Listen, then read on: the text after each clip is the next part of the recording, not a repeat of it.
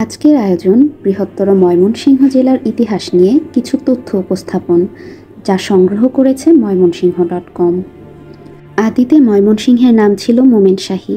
কথিত আছে মুঘল সম্রাট আকবরের সময় মোমিন শাহ নামে কোনো ব্যক্তি মুঘল সাম্রাজ্যের অধীনস্থ বাজুহার এলাকার অধীনস্থ ছিলেন।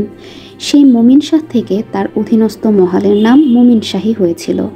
বস্তুত মোগল আমল থেকে এ সমগ্র অঞ্চলের ইতিহাসের একটি সাধারণ চিত্র পাওয়া যায়। ঐতিহাসিক আইন-ই আকবরী গ্রন্থে মোমিন শাহী মহলের উল্লেখ পাওয়া যায়। এই মোমিন শাহীর শাহী শব্দটি লিপি বিড়ম্বনায় অষ্টাদশ শতাব্দীতে সিংহরূপ ধারণ করে ক্রমে একেবারে ময়মনসিংহে পরিণত হয়েছে। মুসলিম শাসনামলে এ অঞ্চলের 3টি পরগনার নাম পাওয়া যায়। এগুলো হলো আলাপ শাহী, মোমেন শাহী ও হোসেন শাহী। প্রথম দুটি বিকৃত হয়ে যথাক্রমে আলাপ সিংহ, মৈমনসিংহ হয়েছে। আর ইংরেজদের উচ্চারণ বিভ্রাটের ফলে হয়েছে মাইমেনসিং দাক্কা। ইংরেজদের সে অশুদ্ধ উচ্চারণ আজও বদলে যায়নি। ঢাকার ডাক্কা অশুদ্ধ উচ্চারণকে পরিবর্তন করে ঢাকা করা হলেও মাইমেনসিং পরিবর্তন করে এখন পর্যন্ত মোমেন শাহী বা ময়মনসিংহ করার কোনো পদক্ষেপ গ্রহণ করা হয়নি। ব্রহ্মপুত্র, যমুনা, মেঘনা বিধৌত উর্বর মৃত্তিকার এই অঞ্চল বহু নদ নদীর খাত পরিবর্তন, মৃত্তিকার রূপ বদল ও প্রাকৃতিক নানা বিপর্যয়ের মধ্য দিয়ে গড়ে উঠেছে। ভূতত্ত্ববিদদের মতে বৃহত্তর ময়মনসিংহ জেলা আদি ব্রহ্মপুত্রের পলিজ অবক্ষয়ের দ্বারা গঠিত। জেলার উত্তরে গারো পাহাড় ও আসামের গোয়ালপাড়া জেলা, পশ্চিমে টাঙ্গাইল জেলা, দক্ষিণে ঢাকা ও গাজীপুর জেলা এবং পূর্বে ব্রাহ্মণবাড়িয়া, হবিগঞ্জ ও সুনামগঞ্জ জেলা অবস্থিত।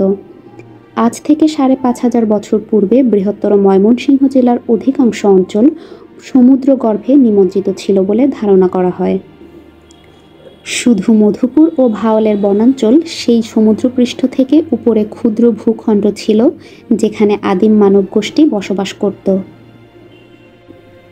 খ্রিস্টপূর্ব ৩০২ অব্দে মেগেস্তিনিসের ভ্রমণ বৃত্তান্ত ইন্ডিকা নামক গ্রন্থে প্রকাশিত মানচিত্রে দেখা যায় ময়মনসিংহ জেলার ব্রহ্মপুত্র নদের পূর্বভাগ তখন কামরূপ রাজ্যের অন্তর্ভুক্ত ছিল। খ্রিস্টীয় ৮ম শতাব্দীর প্রারম্ভ থেকে প্রায় ৪০০ বছর সময়কাল পাল রাজারা বঙ্গদেশ শাসন করেন। এ সময় ময়মনসিংহের দক্ষিণ অংশে পালবংশীয় ৩ জন নৃপতি ক্ষুদ্র ক্ষুদ্র ৩টি রাজ্য শাসন করতেন। একাদশ শতাব্দীর প্রারম্ভে বীরসেন পাল বংশের ক্ষুদ্র রাজ্যগুলো দখল করে নেয়ার ফলে ময়মনসিংহ ও ঢাকা জেলার পাল রাজাদের ক্ষুদ্র রাজ্যগুলোর বিলুপ্তি ঘটে। ত্রয়োদশ শতাব্দীতে ময়মনসিংহের পূর্বাঞ্চলের অরণ্যভূমিতে কয়েকটি রাজ্যের উদ্ভব হয়। কোচ, হাজং, গারো প্রভৃতি জনগোষ্ঠী কিশোরগঞ্জ, নেত্রকোনা ও জামালপুরের অন্তর্গত বিভিন্ন স্থানে বসবাস শুরু করে। এ শতাব্দীর শেষ ভাগে সোমেশ্বর পাঠক কনৌজ থেকে বহু অনুচর সমভিব্যাহারে পূর্ব ময়মনসিংহের গারোদের বিতাড়িত করে রাজ্যের শাসন ক্ষমতা দখল করেন। ১৪৯১ সালে দ্বিতীয় ফিরোজ শাহ বাংলার স্বাধীন সিংহাসনে আরোহণ করেন। তিনি তার সেনাপতি মজলিস খাঁকে ময়মনসিংহের উত্তর ভাগে শেরপুর প্রদেশ দখলের জন্য প্রেরণ করেন। শেরপুরের অন্তর্গত গড়দলিপায় তখন দলীপ সামন্ত নামে জনৈক কোচ রাজা রাজত্ব করছিলেন। মজলিস খাঁ কর্তৃক দলীপ সামন্ত পরাজিত ও নিহত হন। তখন শেরপুর প্রদেশে মুসলিম রাজত্ব প্রতিষ্ঠিত হয়। ১৪৯৮ সালে সুলতান আলাউদ্দিন হুসেন শাহ ও তার পুত্র নাসিরউদ্দিন নুসরত শাহ ময়মনসিংহ অঞ্চলসহ কামরূপ বিজয় করেন।